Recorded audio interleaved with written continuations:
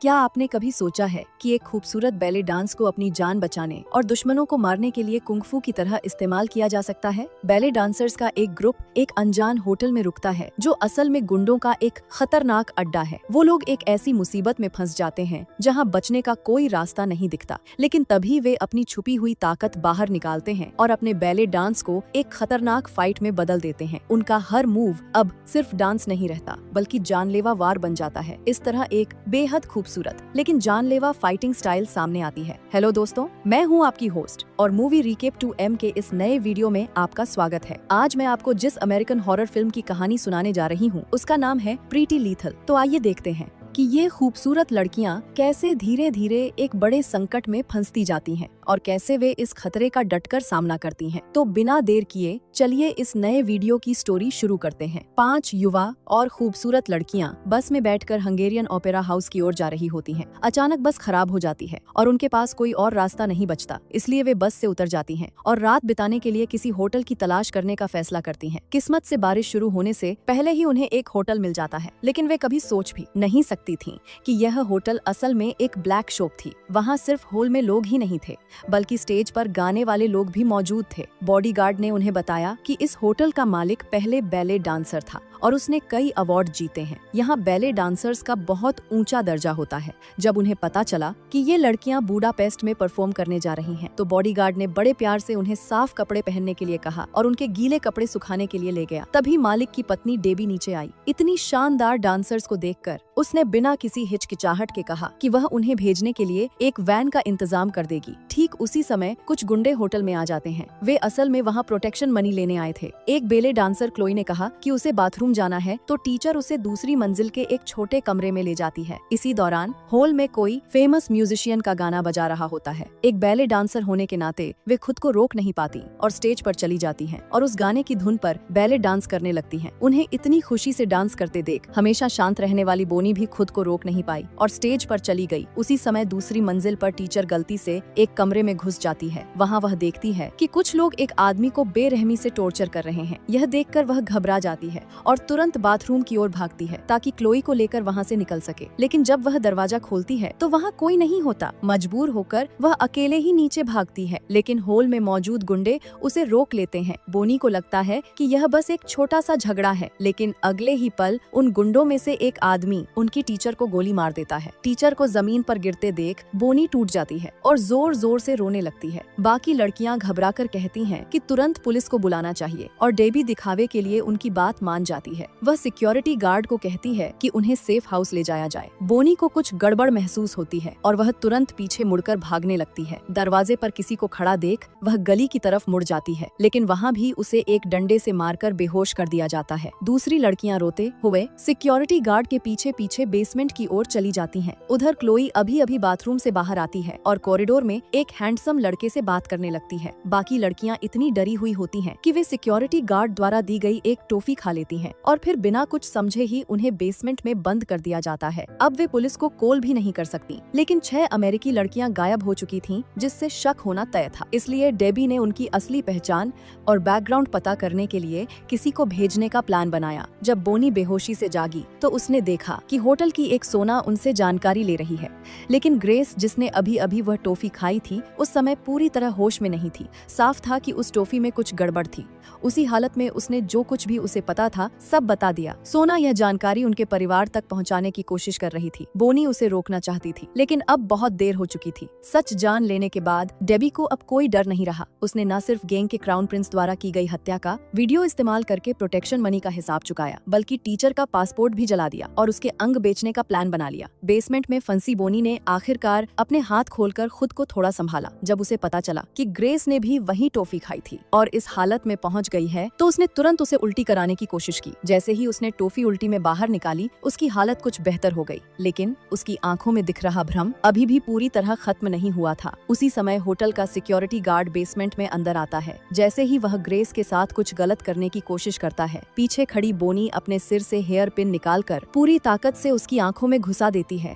वह आदमी दर्द से चीख उठता है और गुस्से में बोनी को मारने के लिए आगे बढ़ता है। बोनी तुरंत उठकर उसकी पीठ पर कूद जाती है। वह आदमी पागलों की तरह दीवार पर जोर जोर से टकराने लगता है, जिससे दीवार में बड़ा छेद हो जाता है और बगल में मौजूद 2 लड़कियां डर के मारे चीखने लगती हैं। किसी ने भी बोनी की मदद करने की हिम्मत नहीं की। आखिरकार सिक्योरिटी गार्ड बोनी को पकड़ लेता है और उसे जमीन पर पटक देता है। वह उसकी जांघ को कसकर पकड़ लेता है, जैसे उसे वहीं खत्म कर देना चाहता हो। जैसे ही वह आदमी बोनी को मारने वाला होता है, उसी वक्त बोनी को एक मौका मिल जाता है। वह तेजी से घूमती है और उछलकर हमला करती है। सबसे पहले वह आदमी के कान पर जोरदार वार करती है, फिर उसकी ठोड़ी पर हुक की तरह वार करती है और उसे धक्का देकर बेड के कोने से टकरा देती है, जिससे वह वहीं जकड़ सा जाता है। अब इस हत्या की घटना के बाद उनके पास कोई और रास्ता नहीं बचा था। फिर भी बाकी लड़कियां अब भी वहीं रुककर पुलिस का इंतजार करना चाहती थीं, लेकिन बोनी ने साफ कह दिया कि पुलिस कभी नहीं आएगी। अब उनके पास सिर्फ एक ही रास्ता है, खुद ही यहाँ से भाग निकलना। जैसे ही वे दरवाजे तक पहुंची, उन्हें पता चला कि कोई पहले ही बेसमेंट में आ रहा है। वो दोनों लोग ब्लैक गैंग के प्रिंस के आदमी थे। उन्हें प्रिंस का आदेश मिला था कि इन लड़कियों का काम तमाम कर दिया जाए। जब उन्होंने सिक्योरिटी गार्ड की लाश देखी, तो गैंग के दूसरे सदस्य ने पास के छोटे अंधेरे कमरे में छिपी लड़कियों को भी देख लिया। इसके बाद दोनों ने दरवाजा घेर लिया ताकि कोई बाहर न निकल सके। लेकिन इस बार लड़कियां भी पूरी तरह तैयार थीं। उन्होंने कमरे में कैंची और एक चाकू ढूंढ लिया।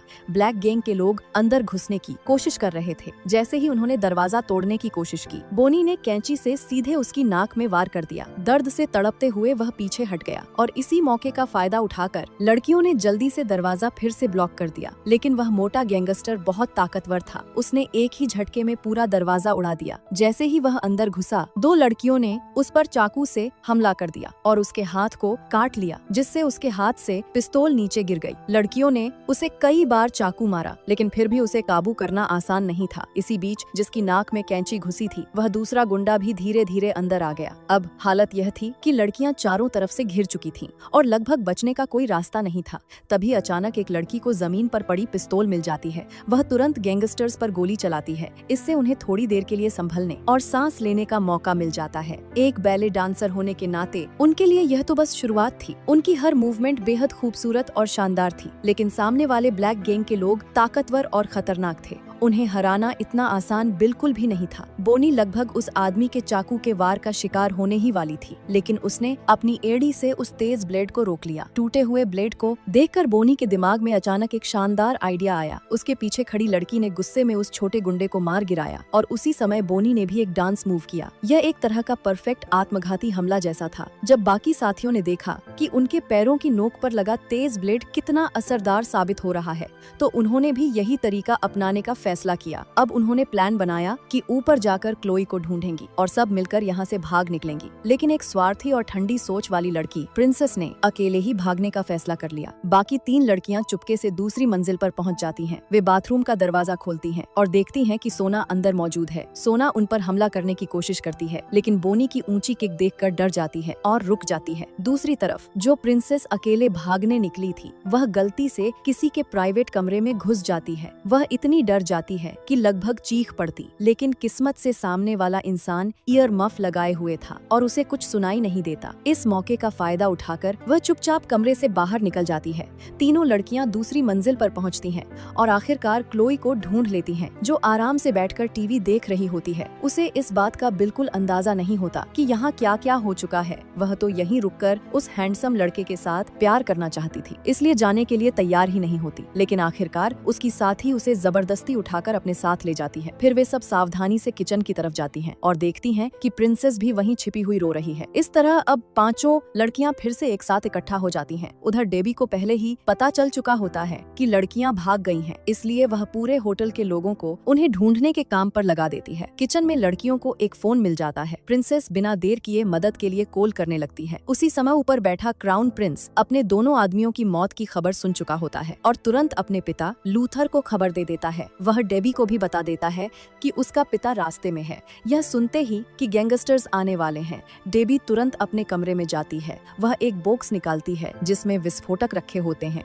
और उन्हें चालू करना शुरू कर देती है। इसी बीच कोई किचन में आ जाता है। लड़कियां तुरंत छिप जाती हैं। कुछ लड़कियां शेल्फ में छिप जाती हैं तो कुछ फ्रिज के अंदर छुप जाती हैं, लेकिन प्रिंसेस कैबिनेट में छिपी फोन पर बात कर रही होती है। इसी कारण वह आखिरकार उस आदमी के हाथ लग जाती है। जैसे ही वह आदमी उसके साथ कुछ गलत करने की कोशिश करता है, तभी पीछे से एक लड़की उसकी मदद के लिए आगे आती है।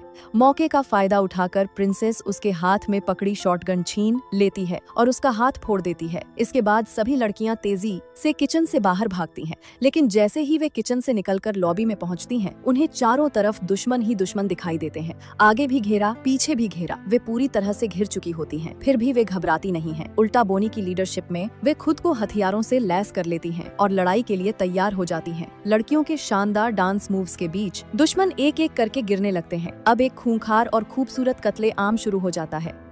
अफरा तफरी के बीच क्लोई को वहीं पीले बालों वाला लड़का दिखाई देता है जिसे वह पसंद करती थी। अपने प्यार के एहसास को भूलकर उसने शराब की बोतल उठाई और बिना हिचकिचाए उस लड़के को दूर भगा दिया। तभी बॉडीगार्ड ने बंदूक निकालकर उन्हें गोली मारने की कोशिश की। हालात बिगड़ते देख बाकी लड़कियां तुरंत बार काउंटर के पीछे छिप जाती हैं। क्लोई ने जल्दी से शराब से एक जलती हुई बोतल बनाई और सीधे बॉडीगार्ड पर फेंक दी। उसे मारने के बाद लड़कियों को सामने एक खिड़की दिखती है। जैसे ही वे खिड़की की तरफ बढ़ती हैं, तभी सोना हथियार लेकर उन पर हमला कर देती है, लेकिन इस दौरान गलती से वह अपने ही साथी को मार देती है। जब वह गोली बदल रही होती है, तब बोनी मिलकर उसका हथियार छीन लेती है, लेकिन बदकिस्मती से जब डेबी उनके सामने आती है, तब उस बंदूक में एक भी गोली नहीं बची होती। पीछे से आकर क्राउन प्रिंस बोनी को काबू में कर लेता है। तभी अचानक डेबी क्राउन प्रिंस के पैर में गोली मार देती है। किसी को नहीं पता था कि यह सब पहले से डेबी की प्लानिंग का हिस्सा था। उसने इन लड़कियों का इस्तेमाल सिर्फ क्राउन प्रिंस के लिए परेशानी खड़ी करने के लिए किया था, ताकि उसके पिता लूथर को यहाँ आने पर मजबूर किया जा सके। असल में डेबी खुद भी एक बैले डांसर रह चुकी थी। उसके पिता पर बहुत बड़ा कर्ज था और लूथर ने उसकी टांग तोड़ दी थी, जिससे वह कभी डांस नहीं कर पाई। बदला लेने के लिए वह लंबे समय से